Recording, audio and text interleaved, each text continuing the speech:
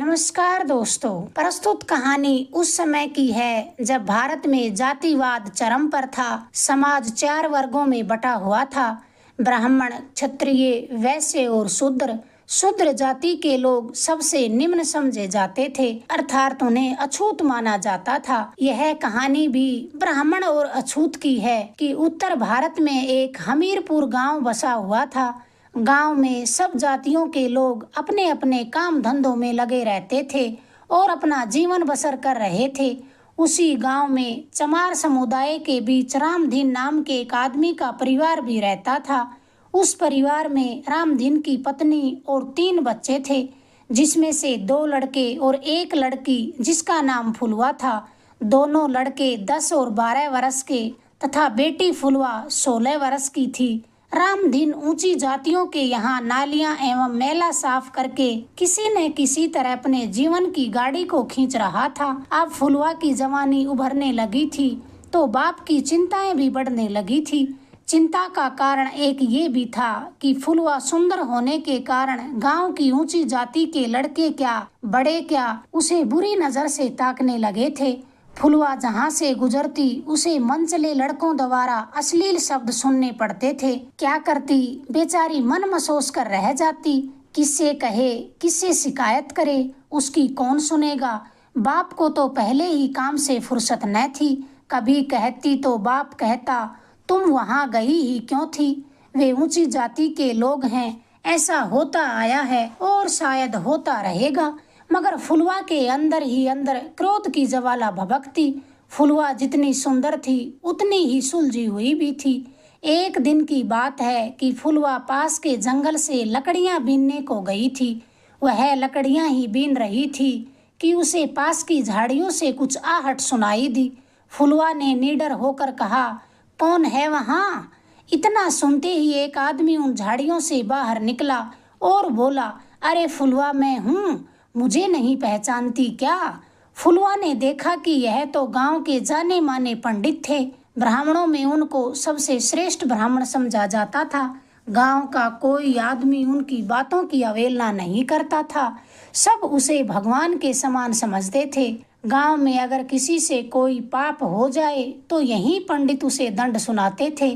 इनकी बात को काटने की किसी आदमी में जरा भी हिम्मत न थी।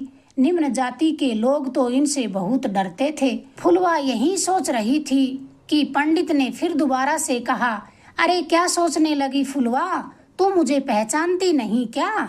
फुलवा कहने लगी, पंडित जी, आपको भला कौन नहीं पहचानता। मैं तो यही सोच रही हूँ कि इस समय आप यहाँ जंगल में क्या कर रहे हैं। पंडित जी ने इधर उधर देखकर कहा, क्या बताऊं फुलवा, तेरी चाहत ही मुझे यहाँ तक खींच लाई है। तेरा परस पाने को मैं कब से तड़फ रहा हूँ, कब से मौके की तलाश में था, मगर ये कम वक्त इज्जत आबरू आड़े आ जाती है। आज जब तुम रस्सी लिए जंगल की ओर आने लगी तो मैं समझ गया कि जंगल से लकड़ियाँ लाने जा रही हो। बस जैसे तैसे लोगों की निगाह से बचकर यहाँ पहुँचा हूँ। बस फुलवा, आज अच्छा मौका हाथ लगा है। अब मुझसे सब्र नहीं होता। एक बार बाहों में आ जाओ तो थोड़ा चैन मिल जाए। फुलवा कहने लगी, छी छी पंडित जी, आप ये कैसी बातें कर रहे हैं? कहाँ मैं एक अछूत लड़की और कहाँ आप ऊंची जाति के पूजनीय ब्राह्मण। आपके मुंह से ऐसी बातें क्या शोभा देती हैं? पंडित बोला, अरे फुलवा रानी, ऊंची जाति गई भाड़ में। बस तेरा परस पा जाऊं तो तन में कुछ ठंडक पड़ जाए। और वैसे भी तेरी अभी शादी थोड़ी ना हुई है, तू तो अभी कंवारी कन्या है। कन्या तो पवित्र होती है। फुलवा ने इतना सुना तो उसे उसके साथ घटी घटना याद आ गई। आज से लगभग 6 वर्ष पहले यही फुलवा गर्मी की दोपहरी में अपने दोनों भाइयों के साथ खेलते खेलते गांव के तालाब के पास जा पहुंची। उस समय उस तालाब में कई बच्चे नहा रहे थे। गर्मी तो थी ही। उनको नहाता देख फुलवा के दोनों नादान भाई भी नहाने की जिद करने लगे। फुलवा को तो पता था कि इस तालाब में नीची जाति के बच्चे नहीं नहा सकते, मगर वे अबोध बच्चे इस बात से अनजान थे। फुलवा जब तक एक भाई को पकड़ती तब तक दूसरे भाई ने तालाब में छपाक से छलांग लगा दी। उसके तालाब में कूदते ही सभी ऊंची जाति के बच्चे उसे गालियां देते हुए तालाब से बाहर निकल गए। पूरे गांव में इस बात को लेकर हड़कंप मच गया। पंचायत बुलाई गई, सरपंच बुलाया गया। पंचायत बुलाई गई, सरपंच भी आए। इस पंडित को बुलाना तो लाजमी था। उधर रामधीन के पूरे परिवार को भी बुलाया गया। पंचायत में रामधीन के बच्चों को कठोर दंड देने की बात कही गई ताकि पूरी चमार बिरादरी को एक सबक मिल सके और भविष्य में ऐसी गलती करने की कोई जरूरत भी न करे। सरपंच जी ने फुलवा के दोनों भाइयों को 5-5 डंडे मारने का फरमान सुना दिया। सरपंच की बात सुनते ही पंडित जी कहने लगे, अरे सरपंच जी, इन अछूत बच्चों को डंडे से मारेगा कौन? जो इनको डंडे मारेगा क्या वह अछूत न हो जाएगा? तब सरपंच जी ने कहा, तो पंडित जी आप ही कोई दंड सुना दीजिए। फिर पंडित जी बोले, पहली बात तो ये कि इन बच्चों के साथ फुलवा को भी दंड देना होगा क्योंकि वह भी इसमें बराबर की भागीदार है। रही बात इन्हें सजा देने की, तो इन तीनों को नंगा करके एक पेड़ से बांध दिया जाए और गांव के इन्हीं की उम्र के बच्चे इन्हें कंकर पत्थर से मारें। इतना सुना तो रामधीन और उसकी घरवाली बच्चों के बदले में स्वयं सजा पाने की भीख मांगने लगे। पूरी चमार बिरादरी बच्चों के लिए रहम की भीख मांगने लगी, मगर हुआ वही जो फरमान पंडित जी ने सुनाया था। फुलवा भी खूब रोई चिल्लाई कि उसे नंगा न किया जाए, पर उसकी कौन सुनता। सब तमाशबीन होकर खड़े थे। 10 साल की फुलवा को उसके दोनों भाइयों के साथ नंगा करके पेड़ से बांध दिया गया और कंकर पत्थर मार मार कर उन्हें लहूलुहान कर दिया गया। तब जाकर सबके कलेजे को ठंडक पहुंची। आज 6 साल बाद वही पंडित था जो उससे प्रणय निवेदन कर रहा था, जिसने डंडे से मारने पर भी अछूत हो जाने की बात कही थी। आज वही स्वर्ण जाति का पूजनीय आदमी एक अछूत को बाहों में भरने को आतुर था। चूंकि फुलवा सुलझी हुई लड़की थी, मौके की नजाकत को ध्यान में रखते हुए मन ही मन बदला लेने की युक्ति सोचने लगी। तभी पंडित जी आतुर से होकर कहने लगे, अरे मेरी रानी फुलवा, क्या सोच रही हो? अगर तुमने मेरी बात नहीं मानी तो मैं यहाँ से सीधे सरपंच जी के पास जाकर कहूँगा कि फुलवा ने मेरा रास्ता रोककर मुझे छूने की कोशिश की। फिर तो तू जानती है मेरे इशारों पर तुझे और तेरे परिवार को क्या सजा मिलेगी। अब तू खुद ही सोच ले तुझे क्या करना है। फिर फुलवा थोड़ा डरने का नाटक करते हुए कहने लगी, अरे नहीं नहीं पंडित जी, ऐसा गजब मत करना। आप तो नाहक ही नाराज होते हैं। मैं ठहरी नीच जात की और आपसे मिलने में तो मेरा परम सौभाग्य होगा, मगर मैं तो ये सोच रही हूँ कि यहाँ खुले आकाश के नीचे आपको मुझ अछूत कन्या के साथ मिलन करते किसी ने देख लिया तो सारे गांव में आपकी घोर बदनामी होगी। पंडित जी बोले, बात तो तेरी सही है फुलवा, और मैं ऐसा जानता भी हूँ।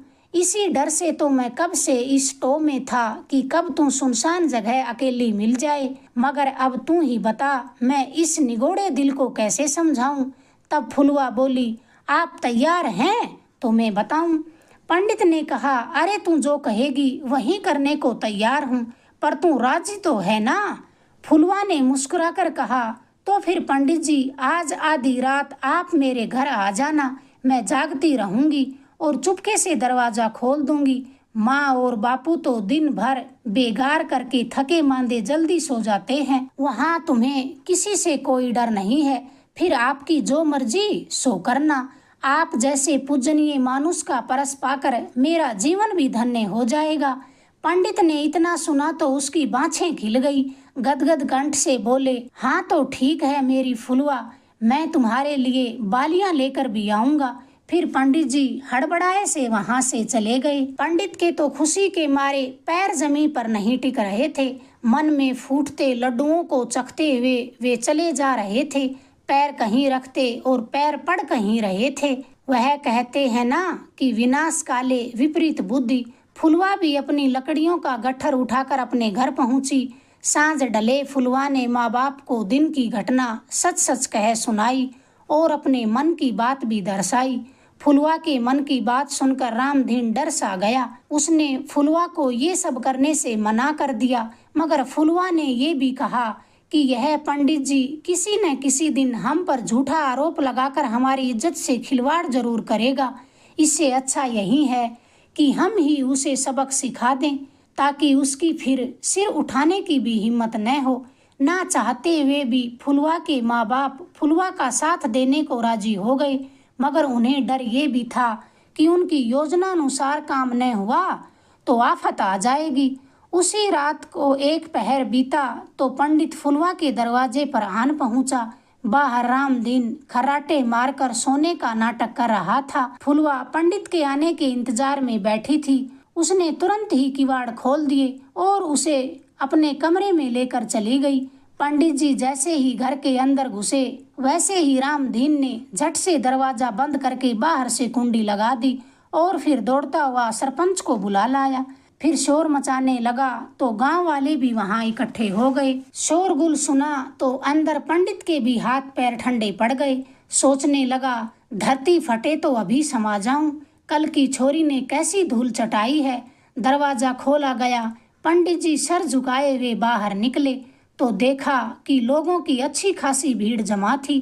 तभी रामदीन बोला, देखा पंडित जी, ये पंडित जी मेरी बिटिया से कुकर्म करने के इरादे से आया था, अब इसे आप क्या सजा सुनाएंगे।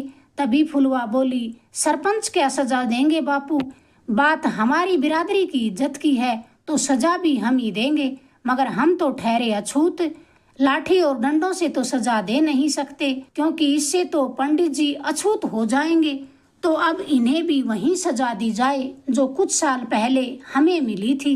पंडित को पेड़ से बांधा जाए और चमार बिरादरी के लोग इन्हें पत्थर से मार मार कर सजा दें। क्यों सरपंच जी, मैं ठीक कहती हूँ ना। फुलवा की बात सुनी तो सरपंच की ना कहने की हिम्मत नहीं हुई। ना कहता भी कैसे।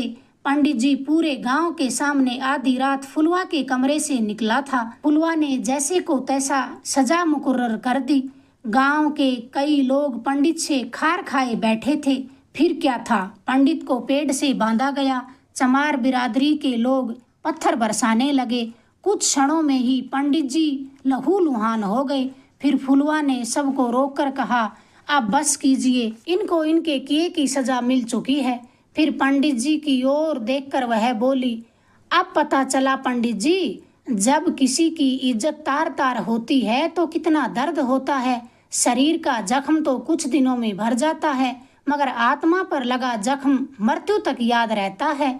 इज्जत तो इज्जत होती है, चाहे वह ऊंची जाति की हो या नीची जाति की हो। हमें नीची जात का दर्जा आप जैसे पाखंडियों ने ही तो दिया है, वरना बताओ हम आदमी जैसे नहीं दिखते या आपके शरीर में कोई खास कारीगरी भगवान ने बनाई है। फुलवा इतना बोलकर चुप हो गई और रोने लगी। आज पूरी चमार बिरादरी खुश थी और सबसे अधिक खुश फुलवा थी, जिसने सबको आईना दिखा दिया था। अगर आपको ये छोटी सी कहानी पसंद आई, प्लीज़ चैनल को लाइक करें, शेयर करें, सब्सक्राइब करें। धन्यवाद दोस्तों।